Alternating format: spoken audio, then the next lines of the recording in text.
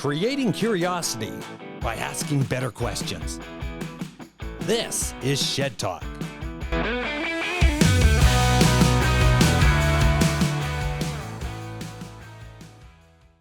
Welcome to Shed Talk with Chad McCormick and Mike Boyle. The things you know that you don't know. Now, these guys know a lot. This is a two-part series, part one. Well, welcome. Wide awake and ready to shake. You know what, Chad? Thank you for joining me. Oh, and I got a special guest too as well, don't we? Do we? Yeah, Mike Boyle. Mike Boyle. Yes. I've heard of this guy. I know. He kind of looks like you. But he looks like him. Yeah, a younger version of Chad. He is very not quite much as younger. handsome, but just younger. He is. The yellow glasses kind of give it away, Chad. So, and Mike, what do you think? How long have you guys known each other? That's an interesting story. That is an interesting story. And that was, how long ago was that? That was 12 years? Yeah.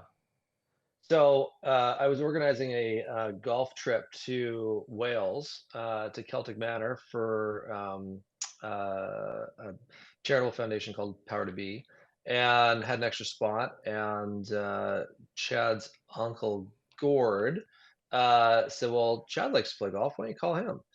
So we had met prior to that, probably 6 years before that. Yeah, for a day. And in passing at that, I think you were setting up tables and I was sweeping dust off the floor. Yeah. So I wouldn't really. I did not have a visual of you when you called me. Yes, that's right. So total blind phone call, and just said, "Hey, we're going to Celtic Manor. We're going to play golf in Wales for a week. You should meet me in London at the Savoy Hotel." And that was it. so you meet at Savoy Hotel. Now, got to ask the question, because you guys with a beard, like they are so much alike. Well, Chad's is a little more clean than yours, I'm assuming, or is this the look? I have no idea what beards look like. Well, besides, I get to sit here and look at you. One time. Are you kidding? Something like this grow? We'd round you out nicely. That is true. How long does it take to grow that? How long did it take you? Well, I've been growing it since I met Mike. So him and I met with like 1-inch beards, and we have photos. Yeah. So since that day, surrogates. we were both growing it out. So it's kind of been. What was the purpose of the beard? I don't know. Mine was much bigger at one point. Like I've had like Mike's Yours is a big one. Yeah. Yeah, and I just trimmed this back too. Yeah. There wasn't really a point. It was, and this was well before it was like hipster fashionable to have a beard. We started too, the I might trend add. for sure. Yeah. So when you're doing the Well, beards, when you're doing the beard style, what kind of recognition do you get? Like you must be, someone comes up to you and say they always remember you with a beard. Like people come up to you 10 years later, "Oh, I know who you are. You have the beard. You're the only guy with a beard on." It's kind of a good life hack, because everybody remembers. Like if you were to shave this off, I mean, nobody would know who I am. Maybe nobody knows who I am now, but at least they're like, "Well, the bearded guy." That's going to be the incognito moment when when everything's gone to hell and you're like, I'm just going to disappear for a while. So shave off the beard. Yeah. So how hard would it be to shave off the beard? Just like shaving your beard. Well, I know that, but would you ever do it? I don't know. Never thought about getting rid of a small brother. Well, interesting. Mike, what about you? Would you ever take that off? No, I don't think that I could do that. Look at all the wisdom he's got in that thing. Oh, I know. That's right. Well, and you think, think about the wisdom, because what happened during COVID, you guys created the, what do you call that thing? The COVID mask? The beard mask. Oh, Yeah. The beard mask. mask. We lost a lot of beards to COVID. Yeah. So we lost a lot of good beards out there. Ooh. Yeah. How that beard mask, how did that come to be? Obviously you had a beard, but what was the big kicker there? The beard dent. Beard dent. Yeah. So when you had the blue mask on, it created a dent in the beard, which was more painful than it hurt to have a beard dent. Oh, interesting. Yeah. And you'd actually, how far would it go in to wreck your beard? Well, it'd look like that. So that's what my beard would look like.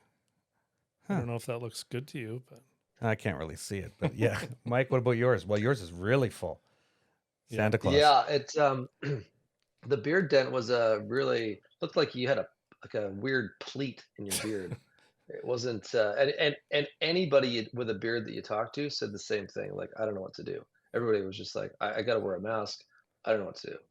So Chad and I started talking. We're like, well, this sounds like a good problem to fix.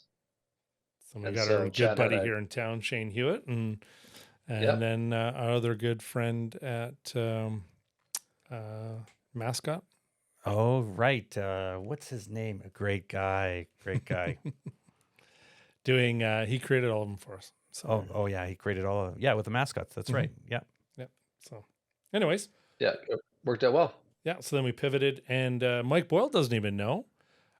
We just got our shipment in of beard oil Oh, nice. today. Just Okay, landed. So you today. made it. You made your own Yeah. shipment of beard oil? Yeah. Oh, no Yeah. way. Yeah. Amazing. Yeah. And Boyle doesn't even know he's a partner in it. So what is beard oil? Beard oil is really the piece that probably pivots a lot of guys away from beards, and they don't even know it. Like once you're in the part of the stage where you're starting to grow out, your face gets dry and just gets itchy, and so a beard oil just lubricates your skin while your beard's growing out. And once you get to longer, it's not as bad, but you still shape it and put some oil in it, And it's lucrative make it healthy. Like, It's lucrative to actually get beard oil? Well, you need it, so it's not so much that it's lucrative. It's more of like, I mean, making money at it. we're going to find out. We're going to test the waters and give her a go. We've got a really good quality product with all natural ingredients and a couple different scents, and yeah, we're going to come amazing. up with a premium I model. mean, And I always get asked by sort of usually females, like, do you wash your beard? Do you condition your beard? Like, what's the upkeep routine? I was like, yeah, like you wash and condition and then blow it out, right? You can't just dry it with a towel. You gotta put some effort in, blow it out, give it some volume. Like, it's a commitment. well, the thing is, she may not have a beard, but she has one at home. Interesting. So how long does it take to prep? No, this is actually an interesting question because I'm curious. I get a little stubble here, and I'm going to grow it, and then all of a sudden I actually have a beard. Is it? And you got to manicure it. Like this sounds like a Oh yeah, big you got to wax process. it if you're getting a Oh, little yeah. out of control, and you got to trim it. And Trim it and shape it, and yeah, yeah, kind of like you remember in the '80s they had the chia pets. Yeah. You had to water it and then trim it. It's kind of like that, but on your face. Take it with you. yeah. Okay, what's the worst food group? Great. Soup. Oh, it's not wings. Wings are manageable. Soup is horrible. anything, anything super saucy. Yeah, yeah. So, and it's twofold, right? It's up here, but also it's down here because Yeah. if something falls, like you can't feel it, so you're kind of relying on your Some good dining friends. Yeah. You're going out companions there. to Yeah. yeah. I call it a beardability factor. So it's how many napkins is it going to take to clean up the disaster, or how far away from the shower are you? Yeah. Beardability.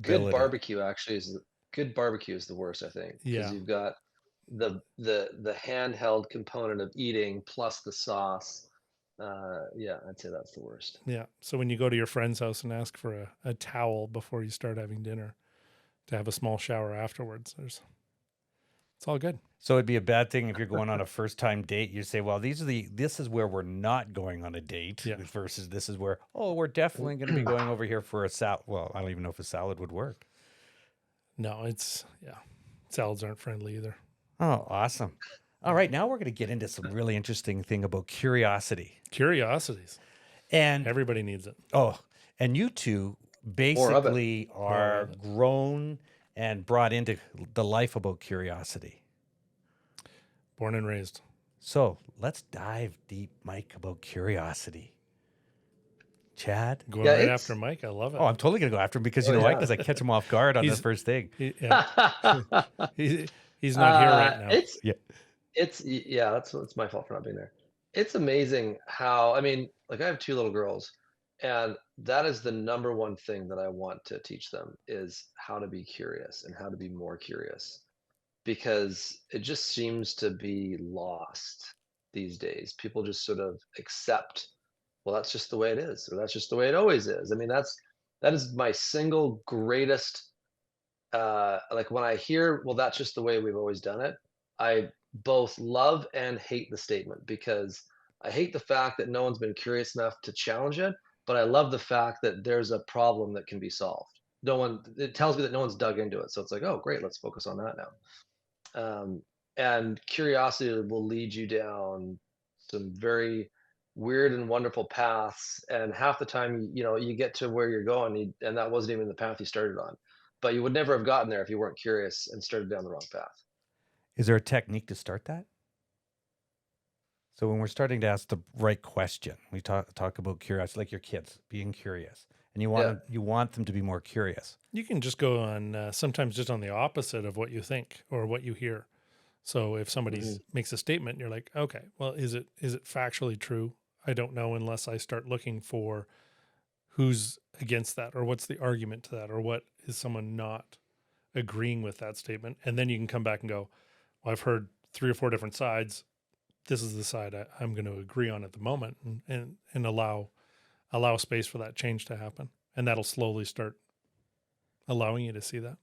But curiosity has 2 sides, because wasn't it curiosity that killed the cat? So, I mean, the idea is that you can also go down a bad path of curiosity. Like if you are getting into a dark world of curiosity, how to make a weapon or something, like, if whoever knows, but there's a negative connotation to curiosity. You also have to be aware of that. You might dip your toe in.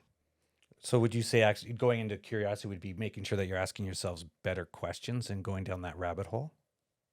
Well, there's a great quote that says, if you want a better life, ask better questions. Yep. So you hit the nail on the head.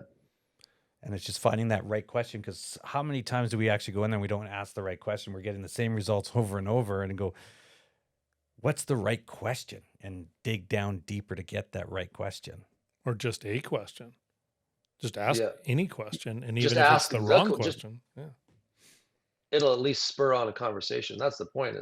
I mean, teachers would say to you growing up, there's no wrong question. And I mean, there isn't. You've got to have a starting point.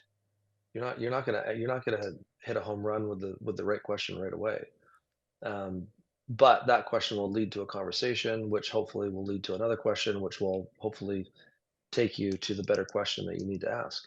So using that same statement, is there such a thing as a bad question? Oh, there's no bad questions, or there's a workouts. There's no such thing as a bad workout, or is there such a bad question? From the perspective of like a 4-year-old, no, because I look at a 4-year-old. So, when you look at how AI is trained, when you go into a website and they want to verify that you're not a robot, there's all those pictures of, click all of the lampposts to verify. Well, that's an interesting company into itself, because one, they're verifying that you're not a robot, but two, they're actually using those clicks to train an AI model to recognize lampposts. An AI model, if you want to teach an AI model to recognize a car, it's got to see hundreds of thousands of pictures of different types of cars from different angles, different shades, different lighting things. But a child is the same way, right? If you say to a child, well, that's a bus. I mean, there's a double-decker bus, there's a school bus, there's all these different types. So it's just all of the training that goes into. So programming an AI model and helping a child learn is essentially the same thing. And so, to go back to your question about, is there a bad question? It depends on the person's starting block. And I mean, if they're curious enough to ask the question, do you really want to belittle them and make them feel bad? You kind of have to put yourself in their shoes, have a little bit of empathy, and go, this person's trying to be curious. It might not be the question that I would ask, but if I don't foster this, they'll stop asking questions and they'll stop being curious. And then is it curiosity of a question that needs to be answered, or is it one that needs space for them, and you're like, that's a really good idea, so how would we go about solving that? So do they need an answer, or do they need a handheld down the path of curiosity? Mm-hmm. And you find that a lot sorry. I find that a lot of people need that handheld because they don't know the things that you don't know. So you don't know you need to have handheld to ask the right question. I'm assuming I'm asking you the right question and said, hey, I like your glasses. You know what? Where did you get them? Well, that's not really the question you should be asking. It's like, how are they working for you? So it's kind of like, walk me through the process, because I wouldn't know what question to ask. Yeah. No, totally. See, I would actually say those are great glasses. Why are they yellow? What's the point? What's the benefit of having yellow lenses? Yeah, and for this example, it's the fact that they block out UV light. But I don't know if the yellow is necessarily needed any longer. But there's now glasses that are all different colors that block out different levels of UV light. So because I have blepharitis, which is a whole nother conversation. But So do you really believe they block out UV lighting? well, normal day without my glasses on, I have 20/20 vision, so there's no problem with my sight. But I would be tired by 10 a.m. after getting up at 4 a.m., but which is my usual time. But now I can go all day. My eyes don't get tired. And as you just said, they're asking the first question about your glasses. Mm-hmm. And then Mike, and then you turn around and wait, the better question is this. And then going into the next thing about curiosity, he was going, the things you don't know, we just didn't even know. I didn't have a clue about that part of it. And keeping that open to ask a better question. Yeah. Yeah. Better question is interesting because it's like, what is, like, back to Mike's point, what's the framework? And that's, are you is it a closed door question, or is it opening the window and we're open to curiosity wherever it goes? So being curious and curiosity, the woke crowd. Mike, you're obviously in the restaurant industry. Chad, you're in the restaurant industry. Do you find a difference from 10 years ago to 15 years ago, the woke crowd? Or an interview? Now, comes in, ask a better question. Well, let's get further in what is the question that should be asked? What's a woke crowd? Okay, let's walk through that. What is a woke crowd? What's a woke crowd to you? Well, my interpretation of a woke crowd is I'm looking at people. So when I was younger, you could eat dirt, you could do this, and then all of a sudden it's like, no, you can't do this anymore. Being very cautious in what you can do, say, and be becomes interesting. As I find now, you don't necessarily ask the why, as you ask, I can or I will be, versus so the then why. I would say, in that regard, I think is a better question. But so I wouldn't say it's even a wokeism. It's more of understanding what are the reasons behind questions you can't ask or answer today, and does that make sense that those are questions that you can't answer today? Because I can't. If you say, or if I say to you or Mike, if I say, a red apple, you can't not vision a red apple. So the fact is, you can't erase things that I can't unvisualize. So it's a matter of, why are we trying to change it from a red apple to a yellow banana, or what's the actual outcome of the result that we're trying to get to, and whether that's through people's thought or is it truly a problem? I don't know if Mike has anything on that. Yeah, I mean, what is a woke crowd? I mean, what are they searching for? What are the questions they're trying to ask to solve for? I think there's so many questions out there now that it almost seems like people are afraid to ask them because they're afraid of asking the wrong question, or afraid of speaking their mind for fear of cancel culture. And trying to explore the answer together. Yeah, I mean, you can't do it when there's such a polar opposite on some of the discussion points. So how would you ask the If right you question? Oh, sorry, go ahead. Well, I was just going to say, if you look at politics, you know, in the U.S., the Dems and the Republicans, you go back 20, 30 years, there was an interesting, today is the anniversary of the 60th anniversary of the assassination of JFK. And so there was a piece I read about politics in the 60s, 70s, and 80s, and how it was, yes, the Democrats and Republicans have always had opposing views, but there was collaborative work togethers. And now it's become so polarizing that it's almost unheard of that the Democrats would work with the Republicans. Like there's it's so polarized that they can't even see each other's point of view. So you doesn't matter what the question is you're asking, if someone's unwilling to even see someone else's point of view, the question is irrelevant, which is sad. Yeah, and how do you get people to actually listen to your point of view to truly understand it in society? Well, that's a prime great example there, uh, from where we were to where we are today. Well, it's And okay to disagree on a subject, and the other side of it is just because you're in opposition to something doesn't mean you have to be opposed to everything. So it's a matter of Hmm. where can you find common grounds, and can you admit to those? and are they actually finding common ground? They're not looking for it. They're putting up walls and opposing it. So Hmm. yeah, I mean, We're- even in Canada, I mean, there's a separation between, I mean, there's always, but between liberals and conservatives.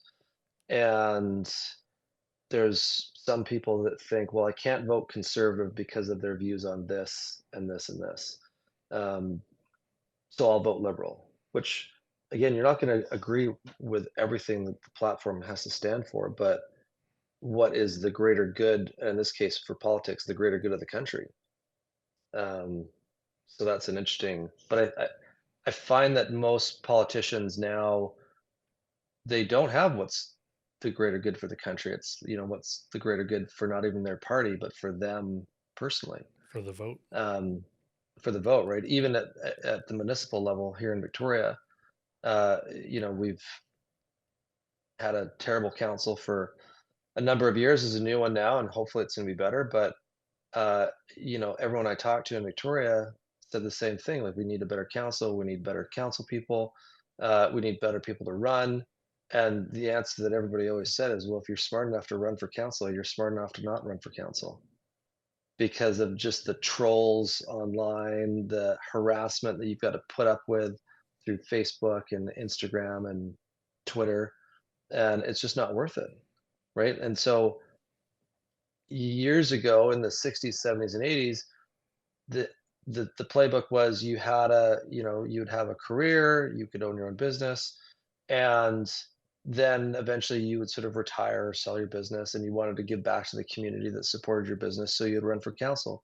So your council was usually made up of these business people that had been involved in the community for decades and truly wanted to give back to their community. To now, you've got people applying to run on council that are making a joke of it.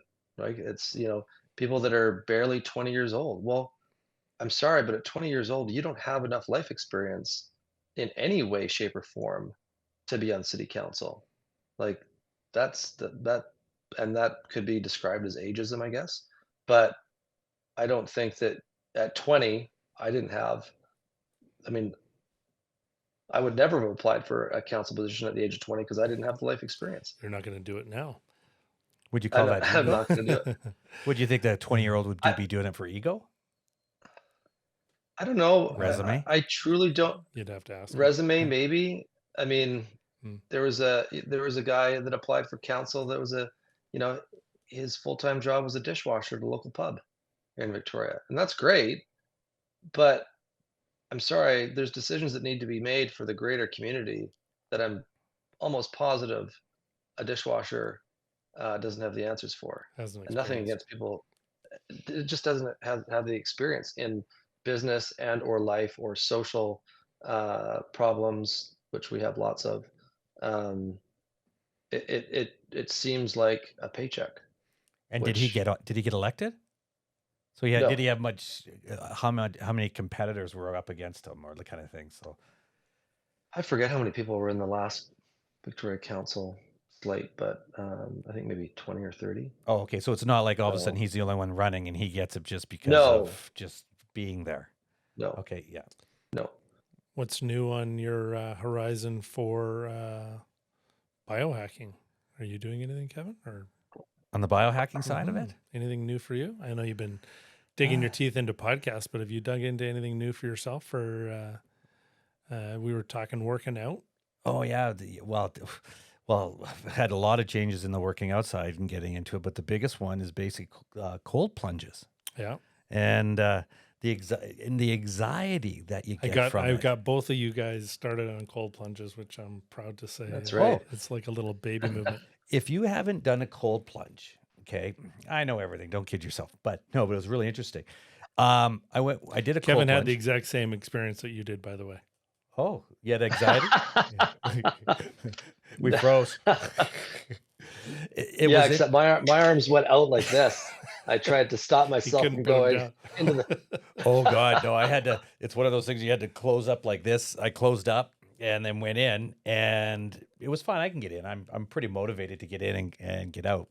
But it was interesting when you go through that feeling, and then you sit back and you just go. You take that deep breath. I had a sense of anxiety going through my body, thinking, "Am I gonna have a heart attack? Do I feel this?" Like it was a whole different change, and then going through that whole feeling, it was really unique. So anyone that hasn't done the cold plunge, and Chad, you can probably explain a little bit better on the process of a cold plunge. Yeah, I mean, technically, I think the best results are hot, cold recover. So you go somewhere, get your body warmed up, and then jump into a cold for as long as you can stand, 45 seconds, couple minutes. And then you get out and let your body just naturally recover, and then go through that cycle a couple times. So a couple different guys talk about, 11 minutes a week of cold therapy, and it doesn't all have to be in a row, or a daily cold shower or whatever else, or you can go, David Asprey talks about even just getting your face into a bucket of ice at the least point, just to create that impact on your body. So on the cold plunge, when you're going into the first cold plunge, then you come out, you go into a sauna. Because I found when I went into a sauna, well, let it cool down, Let you warm up. warm up, yeah, and then going from the sauna into the cold plunge, do the reverse, and then going from a hot tub to the cold plunge, it felt like it was burnt. Yeah. It was burning. It was a totally unique sensation. Yeah. Skin different. And Mike was just at a cold plunge in Victoria there a couple weeks ago. Yeah, we just. In Victoria and then in Whistler as well. Oh, right. There's a really cool. Some guys took a World War II munitions barge and turned it into a floating spa. So it sits in the water right outside the Empress Hotel, downtown Victoria, and it's got a combination of hot tubs, saunas, and cold pools. And you're just sitting on the top of this barge, you're right on the water, looking at the ledge and all the hotels. It's gorgeous. So next time you guys come out, we'll have to go and check it out because it's super cool. Are they fairly expensive? But yeah, no, it was $80 for 3 hours. So it was great. So I could put a cold plunge in my backyard in a pool in Calgary for next to nothing, but the sauna might be the problem. Cold Yeah. is the easy part here. Yeah. Yeah. Cold, we got dialed. Yeah. I mean, I'll just take a couple of 5-gallon buckets home at the end of the night from work, fill it full of ice, and then just go fill the bathtub up with ice. And then there's some people that say you shouldn't do it right before you go to bed, but I found for me, doing an ice bath kind of like a half hour before I go to bed, it knocks me out. Like I get insane REM sleep, super vivid dreams, wake up really, really refreshed. If I'm ever having a problem sleeping, just ice bath for 10, 15 minutes at home right before I go to bed. That's amazing. And Mike is really dialed into his system right now. You probably know all your biometrics at the moment of what your system. Yeah. Yeah, I just signed up for this longevity program here in town at Talltree Medical, and so it's super cool. It's this, we've done DEXA scans. So a group of friends and I just did a muscle gain competition.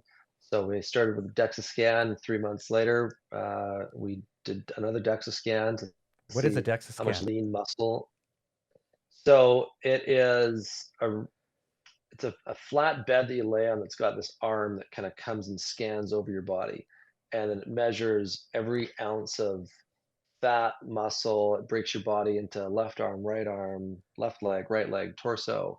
It measures body fat. It's crazy. They're super cool. So there was like 10 guys in this muscle gain competition. So we all started with a DEXA scan to see where we were for muscle, fat, everything else, and then it was greatest amount of lean muscle gained over the 3-month period.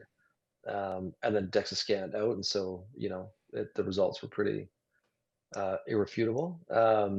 But yeah, super super cool. And then part of this program too, they do DNA testing. So uh, they tested for like 69 or 74 different types of cancer and all other kinds of crazy problems that you might have. Blood work, just sort of like a full workup on kind of where you're at. Um, and then they just sort of work with you to the my doctor put it best. He said, when you're 90, I want you to be traveling to go see your girls, and I want you to be able to not just travel, but to be able to put your luggage in the overhead compartment of the airplane, like just full mobility. And it was interesting.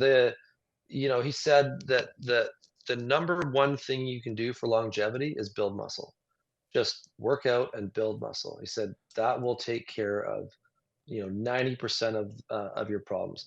So the stronger you are, the fitter you are, any major life health issue will decrease fivefold, which I thought was amazing. So that's the muscle gain competition timing worked out well with the start of this longevity program, and it's based off of Peter Attia's longevity program as well. Um, so it's pretty interesting stuff. So do they give you a baseline and say, okay, you're coming in, here's a baseline, or do you start first and say, this is your baseline and we're going to build from there? Basically do all the testing. They go, here's your baseline, and then we're going to build from here.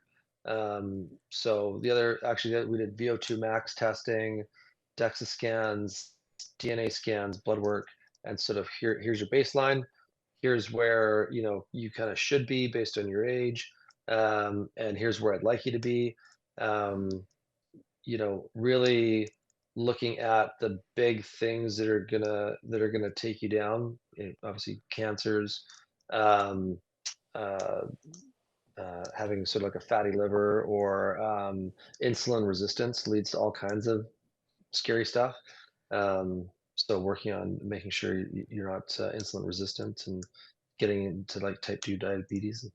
So So a question would be, and I'm kind of curious of this because when I go to Victoria, and I'm going to talk about your VO2 max and being in Calgary, would there be a difference in the VO2 max between the two altitudes?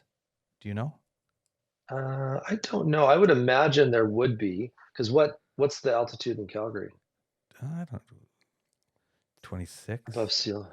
Yeah, we're 26. more than 26, that. yeah, Yeah, 26,000. We'll look that up. there would be, Yeah, because a lot of guys will train in Denver right. just to get that Well, how high is it in extra altitude. how high is it in Victoria? We're right at sea level. So we're zero. Say that's a better Yeah. question. Yeah. Well, it's interesting, and the reason why I'm asking that question because I know when I fly, okay, and when I fly, no matter where I fly, I have to be cautious where I fly to. Example: if I fly from here to Kelowna, it's okay. I don't get a headache. If I fly from here to Victoria, all of a sudden I'll get a migraine right here in my nose, like my sinus it's just like a massive headache right there. And it's like an altitude change coming down. And it's when I'm hitting a certain level. And I don't know what they call it. I think there's something regarding your sinuses and stuff and the pressure in it versus being at sea level versus 20 Denver, Colorado, 26,000 feet in the air. So that's what I was wondering on the VO2, because I feel that at sea level. My head, I get a big, huge headache for about a half hour and just massive right smack in the middle. And then it's gone. But I only get it when I go to sea level. So there's Is there anything you can do for that? Like, how do you deal with that? well, first and foremost, I take obviously I'm chewing gum all the time, but I believe there's something in my sinuses I do, and I've asked a lot of people about this. Well, being heavier before, I used to have sleep apnea, so I assume my sinuses were clogged up sleeping. But now it's like, okay, I get this right there, and it's kind of like a pressure. So I believe it's just, I say I believe, I don't know. So the things you know, this is a good You know what's question. interesting about sinuses? So when they say take a deep breath in through your nose, like up your nose, if you guys take a deep breath up your nose, if you were to think and understand that your airways aren't actually up, they're back. So the channel in your nose airway is back, not up. So now if you try and breathe to the back of your neck or down when you breathe in your nose, Oh, I can feel the difference. isn't that crazy? That is a weird feeling. Isn't that bizarre to think your whole Yeah. life you've breathed up your nose as opposed to where the canal actually is? So now I breathe naturally that way, and it's it's like not even work, and you're just getting massive capacity in your because you're not forcing it this way. It's just naturally letting it go back. And I just felt that right now, just sitting here, and I Yeah. said, okay, wait a second, I'm going to visualize this way. Like you can actually almost Oh my breathe God. down in your nose, That is awesome. and it's bizarre. Huh. The things you know A that friend you of mine don't just- know. A friend of mine just started doing experimenting with breath work. Hamza actually. Yeah. And so he said that has been making a big difference for him. So I want So to Tony Robbins does a as well. big morning breath work. It's that I don't know if you guys have So- seen it. It's 30 minutes or Right. 10, 20 minutes of just So- breathing work. How important is breath work? You know what? We'll get back to you after a bit. The continuation of this interview is on the next episode at Shed Talk. Now you know. Shed Talk.